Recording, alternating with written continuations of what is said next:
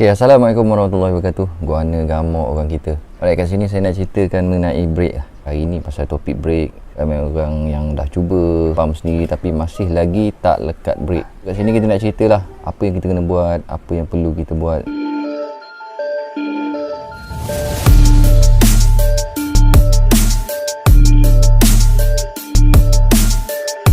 Kebetulan saya nak servis saya punya tukar minyak daripada clipper, daripada tank saya kepada minyak baru. Saya buang daripada minyak semua dalam yang ada dalam piston ni. Hose pun saya dah buang semua. Ni ada hose, dah kering dah pun. Jadi kat sini saya nak buat video mengenai kebetulan pasal nak reflush balik lah saya punya minyak. Sambil tu kita nak bagi tahu cara kenapa korang pump tak pergi minyak kan. Ramai orang jadi masalah ni. Memang ramai. Kita buat video lah satu special untuk masalah macam ni. Alright, kat sini ada clipper lah. Biasalah clipper kan. Ini original motor. Tengok tak ada apa pun. Dia tak tulis apa sangat. Dia tulis 5nm. Lepas tu dekat sini 2C25. Kadang-kadang nombor pun lain-lain. Alright, lepas tu tak ada lah. Tak ada apa yang menarik pun untuk clipper original motor. Biasa je. Kita bukan nak cerita pasal nak compare ke nak apa ke. Cuma kita nak servis minyak kita daripada minyak lama. Sebab minyak saya masa saya buka tu memang warna dia agak kelabu lah. Sebenarnya saya pakai Dot 4 brand macam ni. Yang 500 Dot 4 super heavy duty brake fluid. Yang ni banyak pakai di kereta.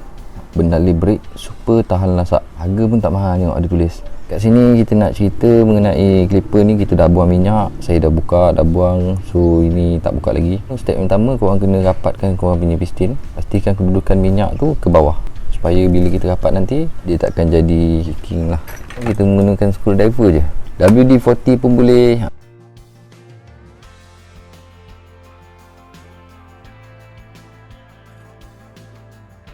Kat sini dah pun selesai kita punya rapatkan piston. Kalau kena tu jangan biar terlalu lama lah. Kalau boleh kita lap-lap sikit supaya dia tak jadi yang kata apa, ada kesan lah putih-putih dekat kita punya clipper kan. So kita lap-lap sikit lah. Satu lagi jangan bimbang sangat sebab Dot 4 ni dia tak terlalu agresif sangat dengan cat. Kita nak pasang balik lah kita punya brake.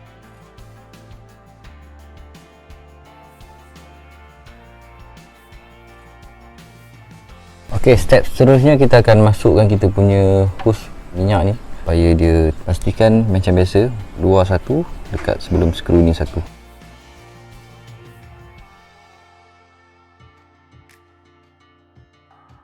Saya tak pernah pun ketatkan skru ni sampai jadi macam kata apa susah nak buka. Dia akan jadi akibat lain pula nanti. Jadi kita ketatkan sekadar tak nak bagi dia bergerak, itu sudah memadai lah. Jangan terlalu agresif sangat dengan skru. Sebab skru ni besi tetap besi. Alright, sudah pun kita ketatkan. Kemudian kita akan bukakan kita punya hose dekat dengan bleeding ni. Bleeding pot dia panggil. Kat bleeding pot ni adalah benda yang orang paling tak suka. Tapi sebenarnya bila korang tahu cara-cara dia, memang korang paling suka lah. Saya ingat mungkin korang dalam beberapa kali nanti korang ride, korang mesti servis punya. Okay, seterusnya kita akan longgarkan sedikit. Nampak macam ada agak ketul-ketul tu. Kita akan servis sikit, nanti kita sambung, alright. Okay, kita masukkan balik kita punya screw bleeding. Dah servis sikit je. Tak agresif sangat servis tu. Sikit-sikit je. Screw bleeding ni pastikan korang boleh release lah. Jangan terlalu kata ketat. Minyak pun tak ada dalam pipe ni. Jadi kita nak letak minyak dulu kat atas supaya dia boleh pump. Okey, kat sini korang boleh tengok saya tutup ni supaya tak nak bagi terkena dengan minyak brake. Okey, kat sini korang boleh tengok dia punya lubang dalam ni dah kotor gila. Ini kotor ni. Dia punya najis. Tunjuk contoh. Nampak tak? Dia punya macam taik minyak brake dekat dalam ni. So saya kena cuci dulu. Saya akan cuci dengan kain lah ataupun tisu. Saya akan tarik supaya dia keluar. Di sini bila kotor dia akan masuk dalam hose, jadi melambatkan proses kita. Nak jadi terbaik, pastikan kita cuci atas ni dulu. Nanti kita sambung jom. Okey, sekarang kita dah cuci versi malas. Kalau rajin saya dah buka master pump ni, saya akan servis sekali lah dengan dia punya master pump, dia punya kit apa semua tu. Tapi edisi malas ni saya buat macam ni je, cuci dengan kain bagi dia bersih. Dan kita akan masukkan minyak lah. Okay, jangan bagi terkena cover set Kalau kena macam ni, korang pastikan ambil dia punya minyak tu, buang, and then lap dengan kain basah lah. Yang tu yang terbaik. Dan kita akan proses untuk bleeding lah. Okay, dah pasang macam tu. Alright, so kita proses dekat atas. Okay, macam biasa kita akan pumpkan dia. Ok, kat sini kau boleh nampak dia punya bubble tu. Bubble tu tandanya dia baru nak masuk dalam hose. So korang pump je pelan-pelan. Minyak makin kurang.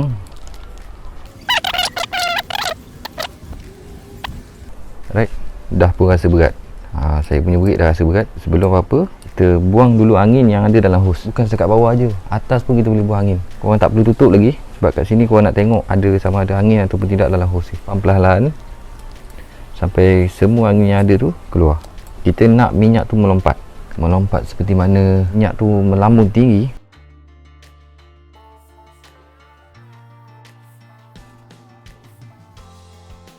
Okey, kat sini saya nak cerita mengenai bila korang pump juga. Saya pump bang, tapi masih lagi longgar, tak ada efek apa semua, macam tak ada tindak balas lah. Okey, kat sini ada masalah dia dekat dia punya master pump. Master pump tu dia ada macam getah. Getah tu dah rosak. So korang kena tukar getah. Bila getah tu rosak, pressure nak tekan minyak ke dalam hose ke clipper tu memang tak kuat. Ini adalah satu benda yang korang wajib ambil tahu. Kalau korang tak ambil tahu benda ni, korang pump sampai esok pun belum tentu dia akan baik. Saya repair satu motor, dia dah tukar clipper, dia dah tukar hose baru, so minyak pun dah masuk baru. Saya pump lebih kurang dalam 2 jam. Masalah tu yang masih lagi tak boleh berfungsi. Akhirnya tukar dia punya kit kat dalam tu, getah, washer apa semua, dah okey. Pump dalam lebih kurang dalam 2 minit dah masuk. Saya pun pelik kenapa clipper baru dengan hose baru masalah kan. Rupa-rupanya dia punya dalam, sebab minyak mesti masuk ke dalam paip, tapi pressure untuk tekan minyak tu tak ada. Kenapa? Sebab getah tu dah leaking. So getah tu akan return balik dia punya minyak, jadi minyak tu tak kuat. Sembang banyak lah ni, kita nak pastikan dia tak ada bubble. Kalau kita tengok dia masih lagi ada bubble yang besar dekat situ, so kita akan pump lagi sampai dia tak ada, langsung buih-buih. Dah rasa macam tak ada bubble dah, kita nak proses dekat bawah. Okay, confirm dia punya bubble tak ada. So bermakna minyak sudah ada dalam hose, tapi dalam clipper masih ada angin. So kita nak buang angin dalam clipper. Okay, kalau kita tengok dia masih lagi naik bubble, bermakna minyak masih belum lagi penuh dalam hose kita. Sebab bubble masih nak naik kan. Buka lagi, tekan. Okay, tutup balik, baru kita lepas. Kita main proses seterusnya sampai bubble dalam hose kita tu betul-betul tak ada.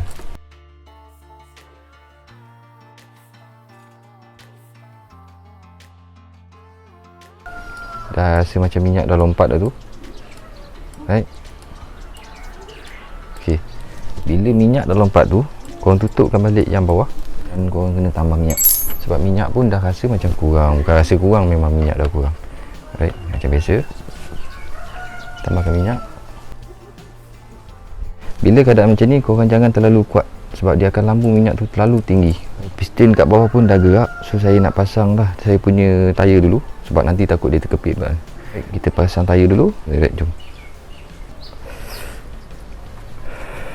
Okey, dah sokok dulu. Alright, benda pun dah siap.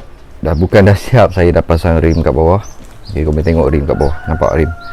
Baik, kita sokok dulu. Lama si panjang. Okey, seterusnya kita akan pump sampai pergi piston tu rapat lah. Saya buat proses ni daripada tadi sampai ke piston tu pergi tanpa kita pump bukaan. Dari segi sebab kita punya getah master pump tu masih okey. Kalau getah master pump tu masih tak okey, proses yang sama lah. Kita buka bleeding port, kita tarik kan, kita buka bleeding port, kita buang angin, kita masuk balik. Okay, tu jadi proses untuk turunkan minyak ke dalam clipper.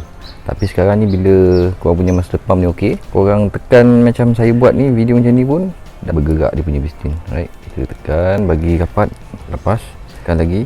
Kau boleh nampak kan bayangan-bayangan saya dekat sini. Bayangan, bukan bayangan muka saya, bayangan saya punya tekan lever tu. Okey, sikit lagi.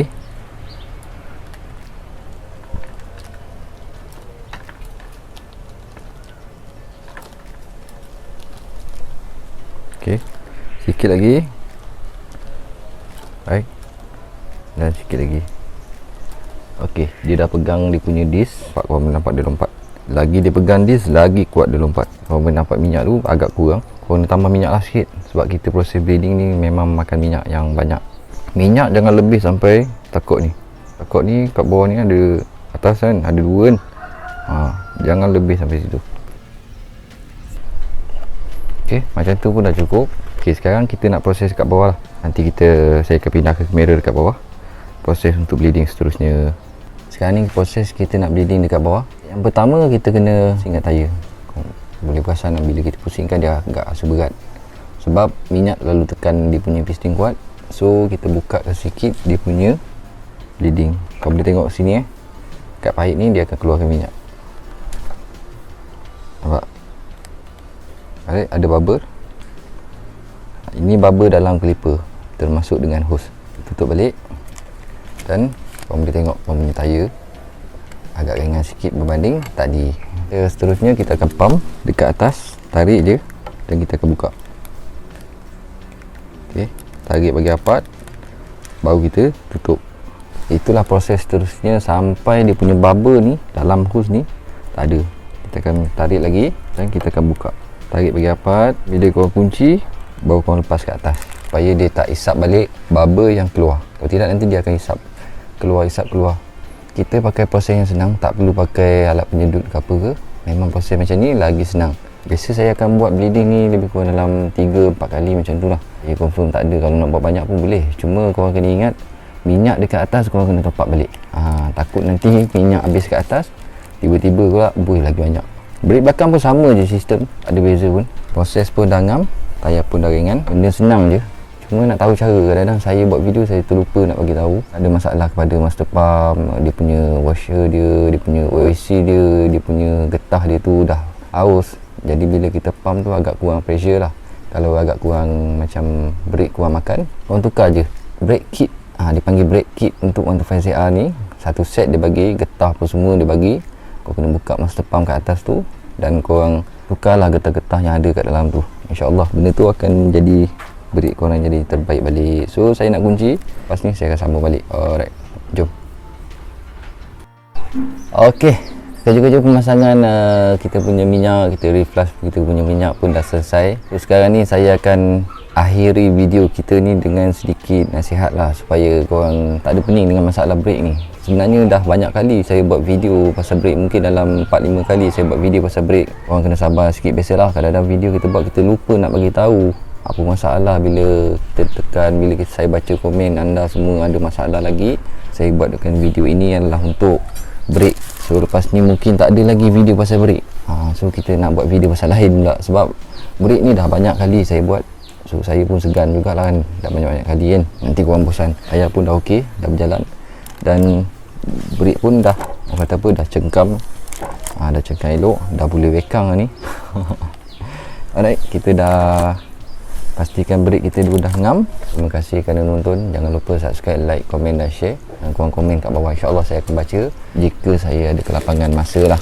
Ok, jangan lupa, kita jumpa di next video. Assalamualaikum warahmatullahi wabarakatuh. Baik apa lacor, jom nak pergi test brake dulu. Alright, jom.